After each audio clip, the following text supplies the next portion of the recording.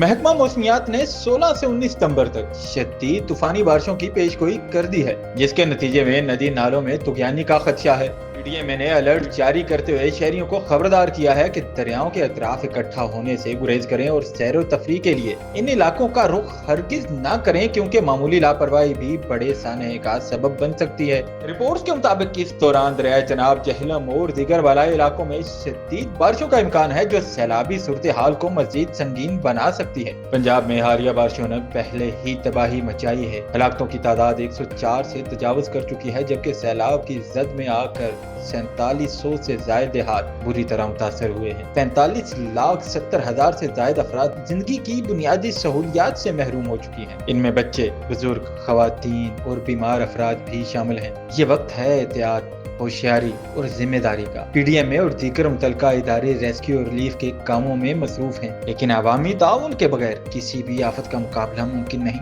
लिहाजा शहरियों से अपील है कि हुकूमती हिदायत पर सख्ती से अमल करें, गैर जरूरी सफर से परहेज करें और किसी भी हंगामी सूरत में करीबी इंतजामिया या हेल्प लाइन से फौरी राब्ता करें। याद रखें, एक लम्हे की लापरवाही जिंदगी भर का पछतावा बन सकती है।